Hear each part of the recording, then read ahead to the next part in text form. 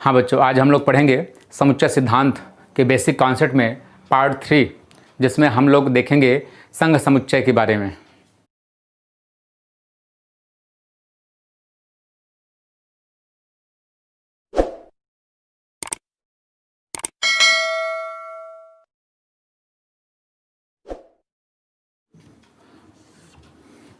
संघ समुच्चय होता क्या है, इसको एक एग्जाम्पल के द्वारा पहले समझते हैं। हम एक समुच्चय ले लेते हैं, समुच्चय ए, जिसमें 1 3 5 7 डॉट डॉट, और समुच्चय बी ले लेते हैं 2 4 6 डॉट डॉट। इसमें दो समुच्चय हमने लिया, समुच्चय ए और समुच्चय बी, जिसमें समुच्चय ए में हम देख रहे हैं कि सभी विषम संख्याएं रखे गए हैं, समुच्चय बी में सभी सम संख्याएं रखे गए हैं। तो इसमें हमें यूनियन सेट बनाना है, यानी इन दोनों के द्वारा यूनियन सेट। अगर हम दो या दो से अधिक समुच्चयों के एलिमेंटों को एक साथ लिखते हैं तो वह सेट का यूनियन होता है, यानी सभी सेटों का यूनियन। तो इस प्रकार से यहाँ पर हम लोग अब इसका यूनियन बनाएंगे, संघ समुच्चय बनाएंगे। तो यहाँ पर दो सेट यहाँ हमने लिया है, समुच्चय ए समुच्चय बी। तो समुच्चय ए यूनियन समुच्चय बी, यहाँ पर समुच्चय ए यूनियन बी, अर्थात यहाँ पर ए यूनियन बी को हम संघ समुच्चय के रूप में दिखाते हैं। संघ समुच्चय को यू से डिनोट करते हैं, यू से व्यक्त करते हैं। तो इस प्रकार से यहाँ पे ए यूनियन बी इसको पढ़ते हैं।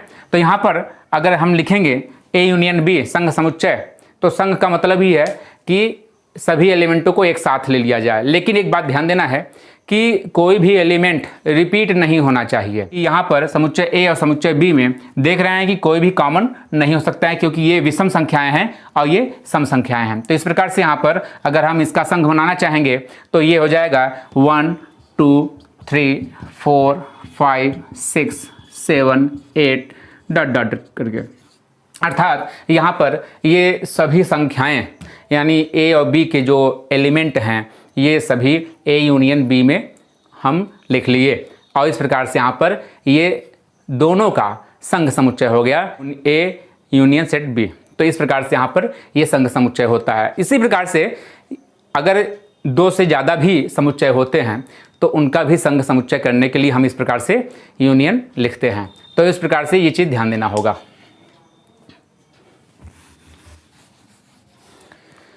इसी में हम लोग एक दूसरा एग्जाम्पल देखते हैं।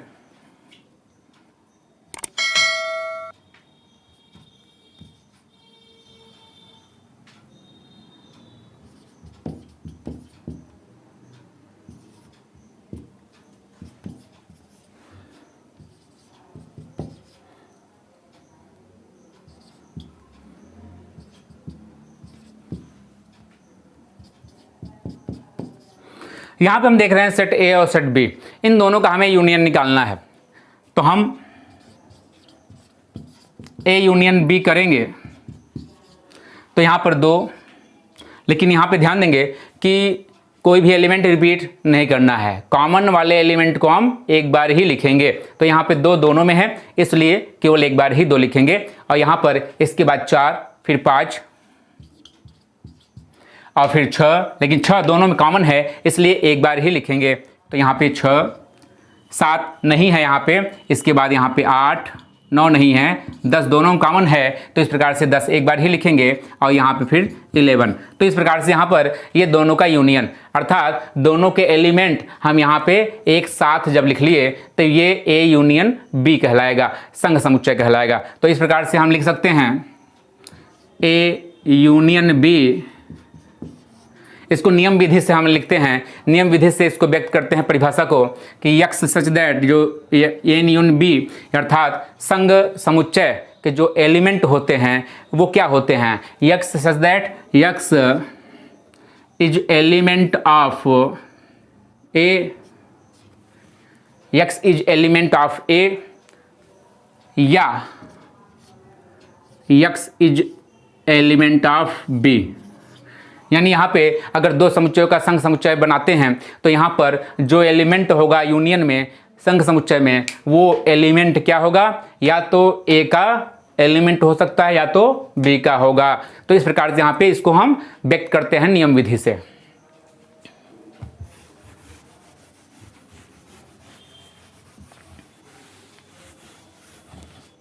अब हम लोग देखते हैं प्रतिच्छेद समुच्चय, इंटरसेक्शन सेट्स।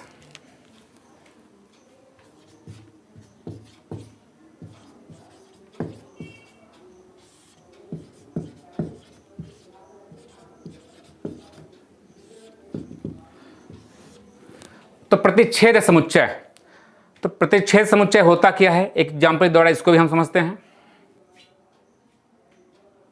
एक समुच्चय लेते हैं 2 4 6 7 और दूसरा लेते हैं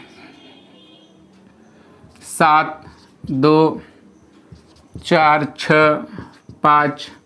यहाँ पे हम देख रहे हैं समुच्चय ए में 2 4 6 7 है और समुच्चय बी के एलिमेंट 7 2 4 6 और 5 हैं। तो इस प्रकार से यहाँ पर दोनों का हमें इंटरसेक्शन करना होगा। तो देखते हैं इसका इंटरसेक्शन कैसे होगा। ए इंटरसेक्शन बी, हम यूनियन को यू से व्यक्त करते थे, तो इंटरसेक्शन को उसी का उल्टा हम उस प्रकार से घुमा देंगे, तो यहाँ पे ये इंटरसेक्शन को व्यक्त करने के लिए प्रयोग किया जाता है। तो इस प्रकार से ए इंटरसेक्शन बी, तो यहाँ पे इक्वल टू हम ये व्यक्त करेंगे। तो इंटरसेक्शन का मतलब है कि दोनों समुच्चयों यानी 2 या 2 से अधिक समुच्चयों के जो कॉमन, जो उभयनिष्ठ अवयव हैं, जो कॉमन एलिमेंट हैं, वही इंटरसेक्शन में उपस्थित होते हैं। तो ए इंटरसेक्शन बी जो कॉमन वाले हैं दोनों में जो है वही हम यहाँ पे इसके एलिमेंट बनाएंगे। तो यहाँ पे कॉमन कौन कौन से हैं देखते हैं।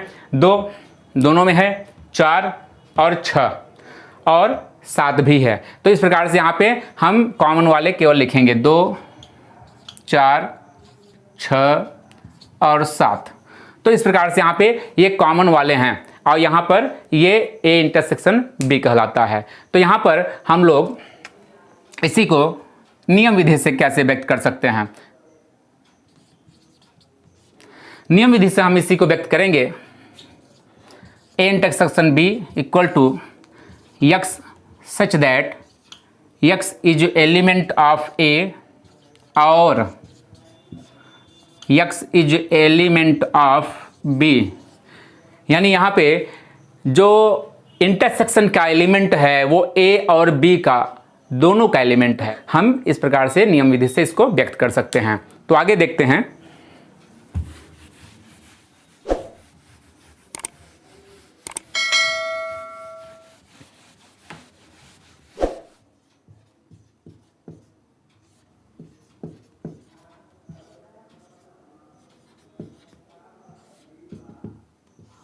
अंतर समुच्चय का मतलब ही है घटाकर। तो यहाँ पे 2 समुच्चयों को हम घटाकर अंतर समुच्चय ज्ञात करते हैं। एक एग्जांपल देखते हैं इसमें। समुच्चय ए देखते हैं।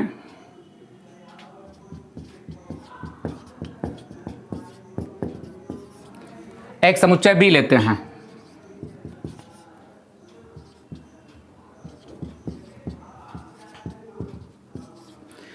तो यहाँ पे हम देख रहे हैं कि समुच्चय ए में सभी एलिमेंट 1 2 3 4 5 6 डॉट डॉट अर्थात नेचुरल नंबर, ये प्राकृतिक संख्याएं इसमें रखे गए हैं। और यहाँ पर बी वाले में क्या है, सभी सम संख्याएं 2 4 6 8 सभी सम संख्याओं का ये समुच्चय है। तो यहाँ पे हम अंतर समुच्चय निकालेंगे और अंतर समुच्चय a माइनस बी करके हम निकालेंगे। a में से b घटा के निकालते हैं, ये भी अंतर समुच्चय है। तो यहाँ पे a माइनस बी करके हम जब निकालेंगे तो यहाँ पे कौन से एलिमेंट आएंगे ये ध्यान देना होगा। तो यहाँ पे जो बता रहे हैं ध्यान से देखना है कि यहाँ पे a में से हम b घटा रहे हैं, a में से b, समुच्चय a में से b। तो a वाले में से अगर b घटा रहे हैं तो a में जो बचेगा, जिसमें से घटाते हैं उसमें जो बचेगा उसको हम लिखेंगे माइनस बी में। तो ये अंतर समुच्चय के एलिमेंट होंगे। तो यहाँ पे हम देख रहे हैं कि ये 2 4 6 यानी सम संख्याओं को जब इसमें से हम सम संख्या को घटाएंगे तो ए वाले में क्या बचेगा, विषम संख्याएं, यानी सभी विषम संख्याएं इसमें बचेंगे 1 3 5 7 डॉट डॉट। तो इस प्रकार से यहाँ पर 1 3 5 7 ये सभी विषम संख्याएं इसमें बचेंगे। तो इस प्रकार से ये ए माइनस बी अंतर समुच्चय हुआ। लेकिन इसी को हम ऐसे भी कर सकते हैं,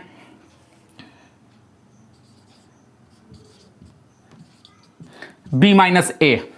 हम b माइनस ए घटाते हैं, ये भी अंतर समुच्चय होगा। तो हम b में से a को घटाएंगे, b में से a को, और यहाँ पर जो b में बचेगा वही हम लिखेंगे। चीज़ ध्यान देना है कि जब हम a में से b घटाए थे तो a में जो बचा था उसको लिखे थे। अब b में से a घटा रहे हैं तो b में जो बचेगा, यानी b में से a घटा रहे हैं तो यहाँ पर b में जो बचेगा वही हम लिखेंगे। तो यहाँ पे b में अगर हम घटाएंगे a को तो सभी सम संख्याएं घट जाएंगे, तो b में क्या बचेंगे, कुछ नहीं बचेगा, अर्थात ये एम्प्टी सेट बनेगा। तो यहाँ पर ये हम रिक्त समुच्चय के रूप में इसको दिखाएंगे, क्योंकि b में कोई भी एलिमेंट नहीं बचेगा, केवल सम संख्याएं हैं और ये पूरे पूरे घट जाएंगे तो इसमें कुछ नहीं बचेगा। ये एम्प्टी सेट, या इसी को हम फाई से भी डिनोट करते हैं, इसे फाई से भी प्रदर्शित करते हैं। तो इस प्रकार से ये अंतर समुच्चय होता है।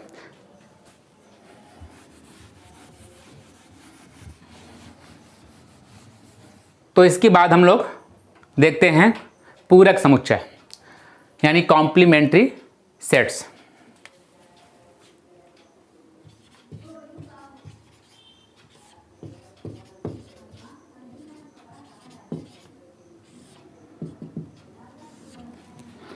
तो पूरक समुच्चय यानी कॉम्प्लीमेंट्री सेट में हम लोग देखेंगे एग्जाम्पल के द्वारा।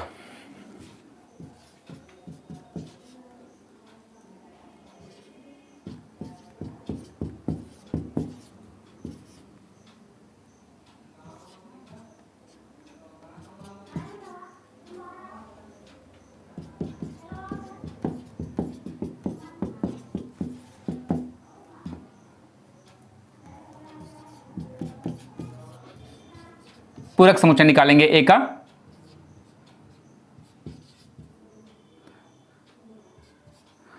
हम ए का सेट ए का पूरक समुच्चय निकालेंगे तो यहाँ पे u माइनस ए से इसको व्यक्त कर सकते हैं, या हम इसी को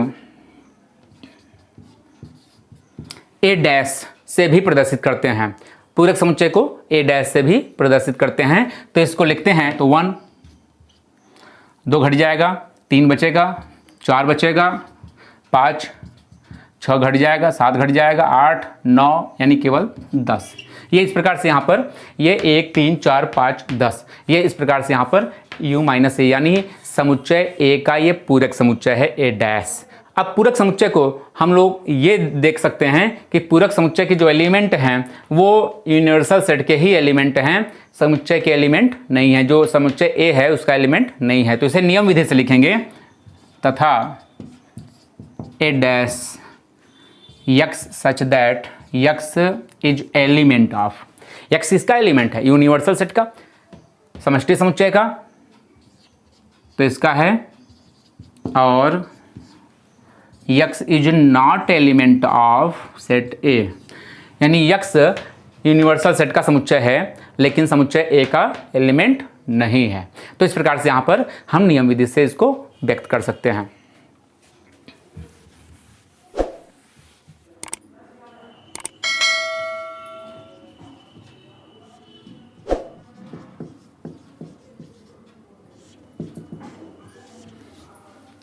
तो वेन आरेख होता क्या है? वेन आरेख समुच्चय को सरल ढंग से व्यक्त करने और समझने के लिए प्रयोग किया जाता है। इसमें 2 आरेखों का प्रयोग किया जाता है, आयत और वृत्त। आयत का प्रयोग होता है समष्टि समुच्चय के लिए और वृत्त का प्रयोग होता है किसी भी समुच्चय को व्यक्त करने के लिए। यहाँ पर कुछ डायग्राम बनाए गए हैं वेन आरेख को समझने के लिए। तो वेन आरेख में हम देख रहे हैं कि आयत और वृत्तों के द्वारा यहाँ पे इसको व्यक्त किया गया है। तो पहले वाले में हम देख रहे हैं कि यूनिवर्सल सेट को आयत के द्वारा दिखाया गया है और इसमें 2 समुच्चय ए और बी हैं जो वृत्त के द्वारा दिखाए गए हैं। लेकिन इसमें ये दिखाया गया है कि दोनों समुच्चयों ए और बी का कुछ एलिमेंट कॉमन है, अर्थात यहाँ पर ये कॉमन क्षेत्र दिखाया गया है दोनों का। तो इससे क्या बात समझ में आ रहा है हमें कि यहाँ पर ये दोनों के कुछ एलिमेंट कॉमन हैं, उभयनिष्ठ है। तो इस प्रकार से यहाँ पर वेन आरेख को हम व्यक्त करते हैं। तो यहाँ पे आगे दूसरे नंबर में हम देखते हैं कि दूसरे नंबर में यही ए और बी बिल्कुल अलग है, यानी कोई भी चीज़ कॉमन नहीं है, अर्थात ए और बी के सभी एलिमेंट एक दूसरे से अलग हैं। तो अब यहाँ पर तीसरे में देखते हैं इसी प्रकार से कि यहाँ पर ए के अंदर बी वाला पूरा है, यानी बी के सभी एलिमेंट ए के एलिमेंट हैं, ए में मौजूद हैं, इसलिए बी ए का सबसेट है। अर्थात यहाँ पर ये बी के सभी एलिमेंट ए में मौजूद हैं, उपस्थित हैं। तो इस प्रकार से ये 3 आरेखों के द्वारा यहाँ पे हम ये समझ सकते हैं कि वेन आरेख होता क्या है। अब हम लोग देखते हैं इन आरेखों में क्या चीज़ प्रदर्शित हो रहा है। तो यहाँ पर पहले वाले में देख रहे हैं कि ए और बी समुच्चयों के ये जितने भी छायांकित भाग हैं ये व्यक्त कर रहा है कि ए के सभी एलिमेंट और बी के सभी एलिमेंट और इन दोनों के जो कॉमन वाले एलिमेंट हैं ये सब को छायांकित किया गया है। अर्थात यहाँ पर ए यूनियन बी को यह प्रदर्शित कर रहा है, ए यूनियन बी। तो इस प्रकार से ए यूनियन बी को हम इस प्रकार से वेन आरेख के द्वारा हम प्रदर्शित कर सकते हैं। तो दूसरे में देखते हैं कि दूसरे में ये ए और बी का जो कॉमन क्षेत्र है, उभयनिष्ठ क्षेत्र है, उसको छायांकित किया गया है। इससे हमें मालूम हो रहा है कि ये ए इंटरसेक्शन बी है। तो कॉमन क्षेत्र ए इंटरसेक्शन बी को प्रदर्शित कर रहा है। तो इस प्रकार से तीसरे में देखते हैं कि तीसरे में ए का छायांकित भाग, लेकिन कॉमन वाला जो क्षेत्र है ए बी का कॉमन वाला क्षेत्र है वो छायांकित नहीं है। इसलिए यहाँ पर हम देख रहे हैं कि यहाँ पे जो केवल ए का ही है, कॉमन को छोड़कर वो केवल ए का ही है। तो ये अंतर समुच्चय अर्थात ए माइनस बी को व्यक्त कर रहा है। तो ए माइनस बी। और इसी प्रकार से चौथे में भी हम देख रहे हैं कि बी का जो कॉमन क्षेत्र है उसको छोड़कर बाकी बी का जितना बचा है वो छायांकित है। तो छायांकित भाग क्या प्रदर्शित कर रहा है? बी माइनस ए को प्रदर्शित कर रहा है ये। तो अब यहाँ पे हम लोग देख रहे हैं कि ये पांचवें वाले में छायांकित भाग किसका है?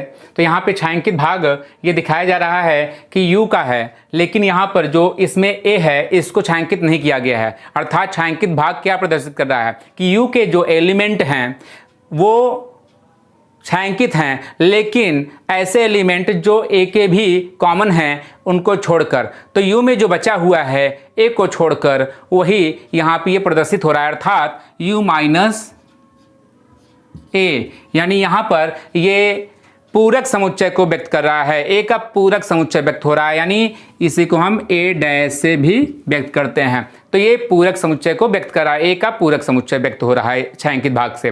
तो अगले वाले में हम देखते हैं कि छठवें वाले में छायांकित भाग क्या व्यक्त कर रहा है।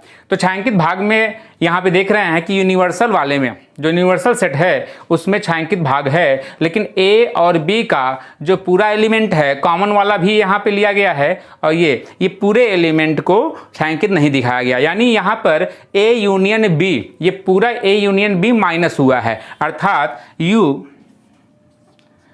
यूनियन में से हम ए यूनियन बी, यानी यहाँ पे यानी यूनिवर्सल में से यहाँ पर हम घटा रहे हैं ए यूनियन बी।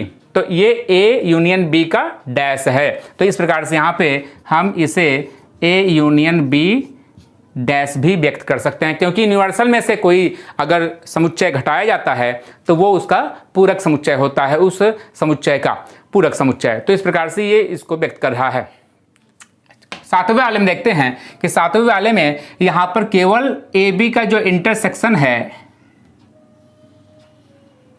ए बी का जो इंटरसेक्शन है इसको छोड़कर ये पूरा यू का जितना भाग है ए का और बी का, तो यहाँ पर ये छायांकित है। तो छायांकित भाग क्या प्रदर्शित कर रहा है कि यू के जो एलिमेंट हैं, लेकिन कौन से एलिमेंट नहीं दिखाए गए हैं, ये ए और बी का इंटरसेक्शन, यानी इंटरसेक्शन को माइनस किया गया है। तो यहाँ पे इस प्रकार से यूनिवर्सल में से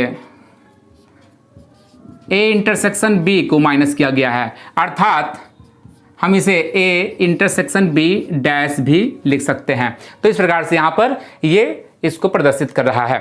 तो आगे हम लोग देखते हैं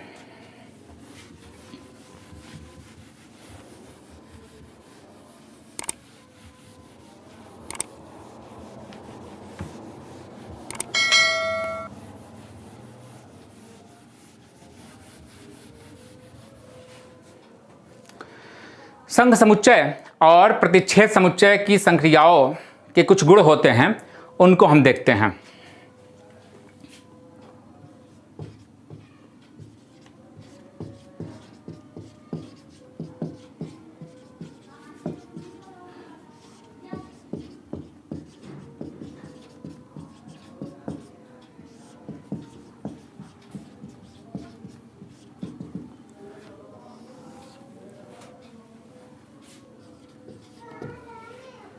तो इसमें पहला गुण है क्रम विनिमय नियम।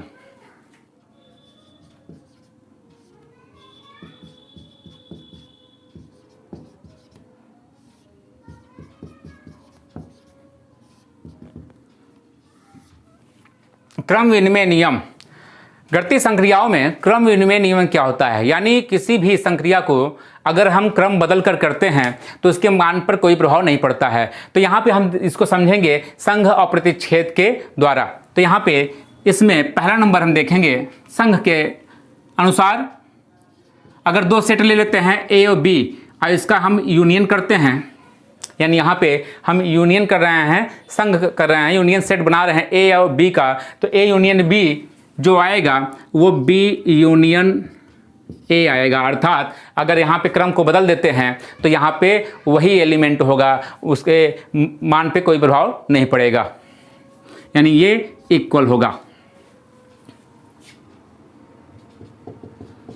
अब दूसरा देखते हैं कि प्रतिच्छेद पर ये किस प्रकार से होगा। तो ए इंटरसेक्शन बी इक्वल होगा बी इंटरसेक्शन ए। तो इस प्रकार से इस पर कोई प्रभाव नहीं होगा, क्रम बदलने पर वो वही रहेगा, वही एलिमेंट होंगे। तो आगे देखते हैं, बी नंबर है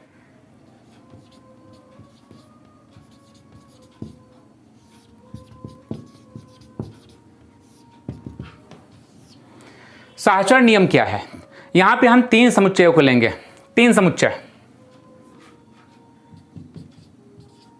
ए बी और सी। तीनों समुच्चयों का अगर यूनियन करते हैं तो इसमें अगर ए का यूनियन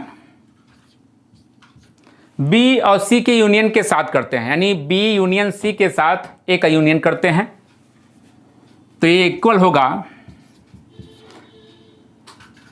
ए बी का यूनियन अगर सी के साथ करते हैं, ए यूनियन बी का यूनियन हम सी के साथ कर रहे हैं, यानी पहले का यूनियन, पहला जो सेट है उसका यूनियन हम दूसरे और तीसरे के यूनियन के साथ अगर कर रहे हैं तो जितना यहाँ पे आएगा वो इक्वल उतना ही आएगा सेम यहाँ पर ए बी, यानी पहले और दूसरे सेट का यूनियन उसके साथ हम करते हैं तीसरे के यूनियन को, तो इस प्रकार से यहाँ पर ये इक्वल आएगा, समान आएगा।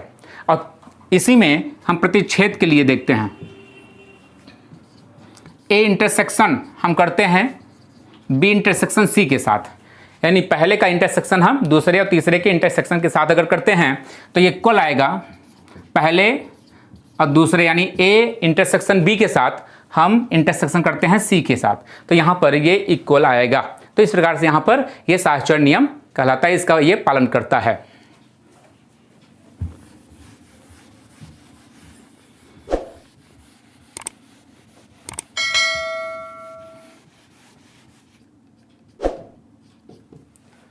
अगला नियम है तत्समक गुणी नियम। तत्समक गुणी क्या होता है देखते हैं।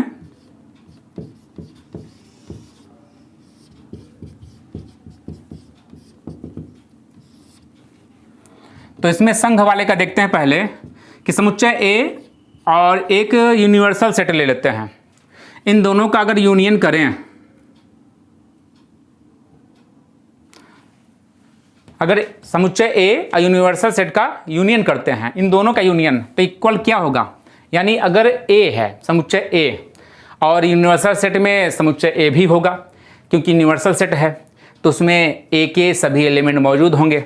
तो अगर दोनों का हम यूनियन करते हैं, दोनों का संघ करते हैं, ए यूनियन यूनिवर्सल सेट, तो यहाँ पर ये इक्वल किसके होगा, यूनिवर्सल के होगा, क्योंकि पूरा यूनिवर्सल का ही एलिमेंट वहाँ आ जाएगा। तो इस प्रकार से ये इक्वल यू होता है। अब दूसरा,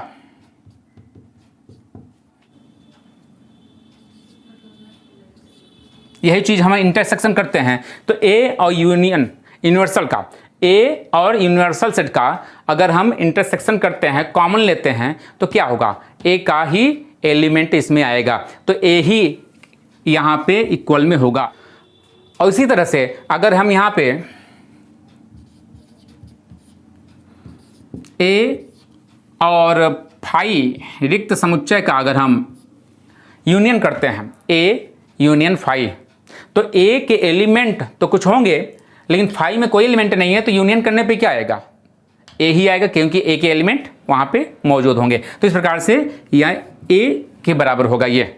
और तथा यहाँ पे हम इंटरसेक्शन में भी देखते हैं ये चीज़ कि ए इंटरसेक्शन, ये अगर फाई हम लेते हैं तो दोनों का यहाँ पे कॉमन क्या होगा, दोनों कॉमन कुछ नहीं होगा, अर्थात ये रिक्त समुच्चय है। यहाँ पे फाई कोई एलिमेंट इसमें नहीं है और इसमें एलिमेंट है और दोनों में कॉमन कुछ भी नहीं होगा, अर्थात वो फाई के बराबर ही होगा। तो इस प्रकार से यहाँ पे ये तत्समक गुणी जो यूनियन और इंटरसेक्शन दोनों के लिए, जो यूनिवर्सल और फाई यानी रिक्त समुच्चय के लिए दिखाया गया है। तो ये नियम है, इसको याद रखना है।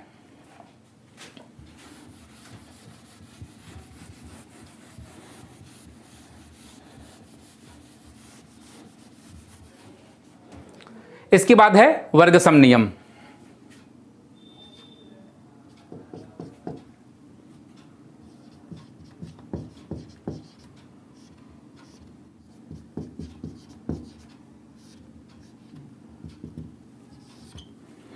वर्ग सम नियम में हम देखेंगे संघ के लिए पहले,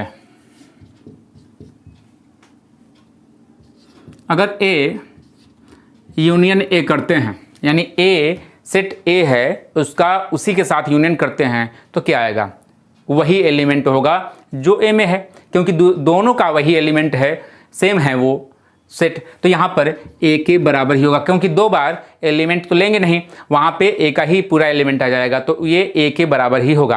तो इस प्रकार से यहाँ पर दूसरा देखते हैं प्रतिच्छेद के लिए, ए इंटरसेक्शन ए।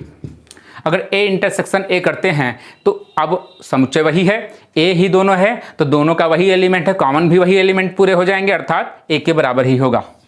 तो इस प्रकार से यहाँ पे ये वर्ग सम नियम जो संघ और प्रतिच्छेद समुच्चय इसका भी पालन करते हैं। अब इसके बाद है वितरण नियम।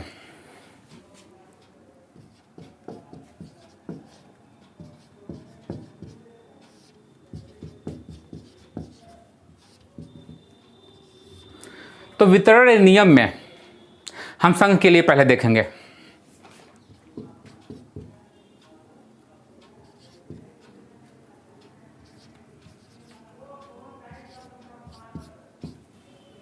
अगर यहाँ पर हम तीन सेटों को लेते हैं तो यहाँ पर बी और सी का इंटरसेक्शन, इसके साथ हम ए का यूनियन कर रहे हैं, तो इन दोनों का यूनियन जब कर रहे हैं तो यहाँ पे इसको वितरण नियम के अनुसार खोल सकते हैं और वो इक्वल होगा ए यूनियन बी, यानी ए का यूनियन बी के साथ, और फिर इंटरसेक्शन हम अलग करते हैं और ए का यूनियन अब सी के साथ। तो इस प्रकार से ये वितरण नियम कहलाता है। तो यहाँ पर दूसरा नियम, यहाँ पर A intersection B union C, तो इसी प्रकार से ये भी होगा कि ए का इंटरसेक्शन अगर हो रहा है बी यूनियन सी के साथ, तो यहाँ पर हम वितरण नियम के अनुसार लिख सकते हैं इसको इक्वल में ए इंटरसेक्शन बी और यूनियन करके ये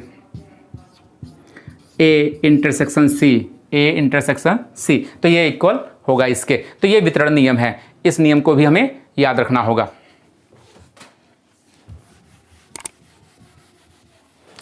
अब हम लोग देखेंगे डी मॉर्गन प्रमेय।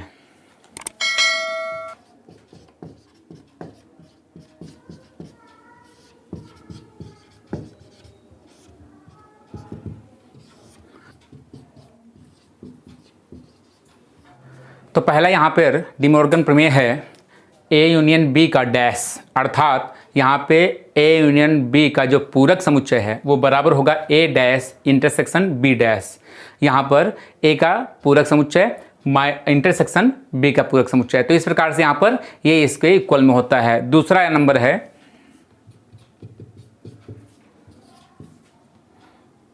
ए इंटरसेक्शन बी का डैश और यहाँ पे ए डैश यूनियन बी डैश, अर्थात यहाँ पर ये ए इंटरसेक्शन बी यानी ए बी का जो इंटरसेक्शन का डैश है पूरक है, यहाँ पर ये इक्वल होगा ए डैश यूनियन बी डैश, अर्थात ए का पूरक समुच्चय और बी का जो पूरक समुच्चय है उसका जो यूनियन होगा वो इसके इक्वल में होगा। ये डी मॉर्गन का दूसरा प्रमेय है। तो यहाँ पर तीसरा नंबर देखते हैं। तो यहाँ पर ये तीसरा नंबर है कि ए माइनस बी, ए और बी का जो अंतर है और ए और सी का जो अंतर है, इन दोनों का जो इंटरसेक्शन करेंगे, यानी ए माइनस बी और ए माइनस सी, यानी ए में से ही बी को भी और सी को भी घटाया जा रहा है, इन दोनों का जो अंतर है ये इसका इंटरसेक्शन करेंगे इक्वल होगा ये ए माइनस बी यूनियन सी।